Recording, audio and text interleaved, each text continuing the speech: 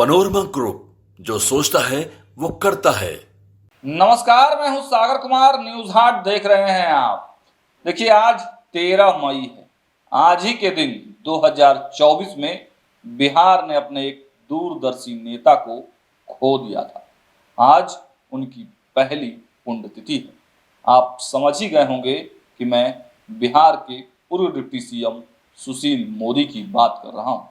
आज भी पूरा बिहार उन्हें याद करता है। आखिर कैसे एक मध्यम परिवार से आने वाला लड़का बिहार की राजनीति का एक मजबूत स्तंभ बना। आखिर कैसे उस नेता की पहचान ईमानदार और भ्रष्टाचार के खिलाफ लड़ाई लड़ने वाली बनी। आज सब आपको विस्तार से बताने जा रहे हैं। मतलब सुशील मोदी की जीवन यात्रा और उनके कामों के बारे में विस्तार से चर्चा करेंगे। बिहार की राजधानी एक ऐसी धरती जहां इतिहास और राजनीति की संगम एक साथ होती है। यहीं उनका जन्म हुआ, एक ऐसे शख्स का जिसने न केवल बिहार की सियासत को नई दिशा दी, बल्कि अपने सिद्धांतों और समर्पण से लाखों लोगों के दिलों में जगह भी बनाई। यह कहानी है सुशील मोदी की, एक छात्र नेता से लेकर बिहार के उप मुख्यमंत्री और देश के सम्मानित राजनेता तक के सफर की। 5 जनवरी 1952 को पटना के एक मारवाड़ी परिवार में सुशील कुमार मोदी का जन्म हुआ। उनके पिता मोतीलाल मोदी और माता रत्ना देवी ने उन्हें सादगी और नैतिकता के मूल्य सिखाए। सुशील ने अपनी प्रारंभिक शिक्षा पटना से पूरी की और पटना साइंस कॉलेज में दाखिला लिया, जहां उन्होंने बीएससी की डिग्री ली। लेकिन उनका असली यात्रा तब शुरू हुआ जब वे छात्र राजनीति की दुनिया में कदम रखे।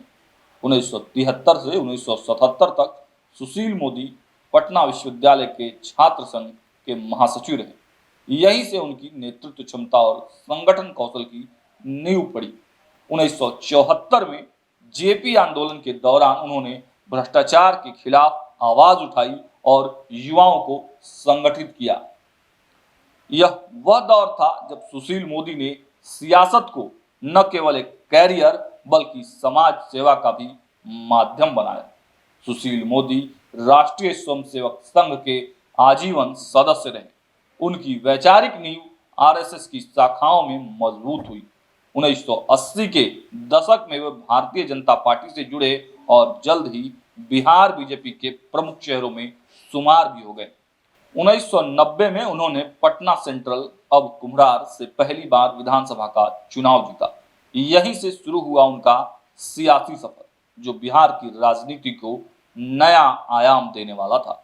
सुशील मोदी ने अपनी बेबाकी और तथ्यों पर आधारित राजनीति से सबका ध्यान खींचा। उन्होंने लालू प्रसाद यादव के शासनकाल में भ्रष्टाचार के खिलाफ आवाज उठाई और चारा घोटाले को उजागर करने में अहम भूमिका निभाई।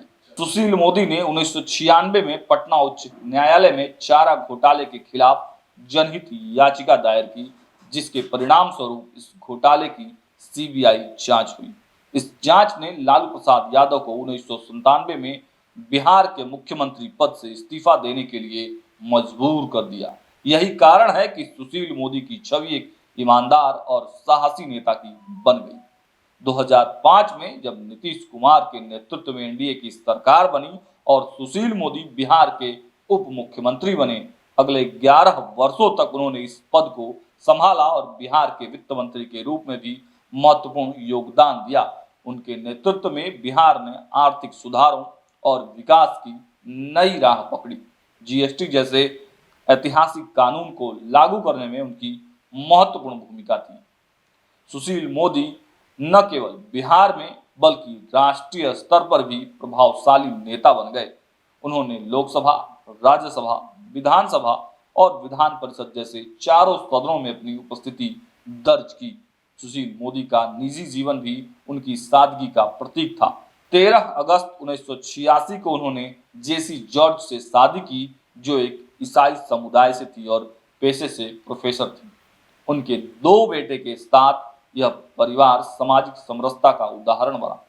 सुशील मोदी ने कभी अपनी निजी जिंदगी को सियासत से ऊपर नहीं रखा, लेकिन उनके मूल्यों ने उन्हें हर वर्ग में सम्मान दिलाया।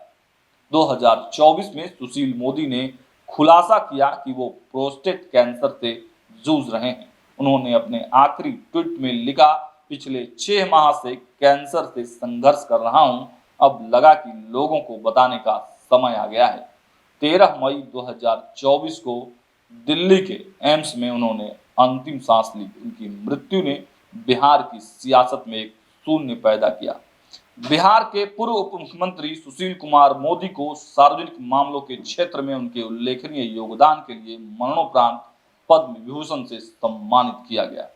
सुशील कुमार मोदी की ओर से उनकी पत्नी जेसी सुशील मोदी ने पुरस्कार ग्रहण किया। आज उनका श्रद्धांजलि दिवस के तौर पर पूरा बिहार और देश उन्हें याद कर रहा है और न्यूज हार्ट भी उनको श्रद्धांजलि देता है।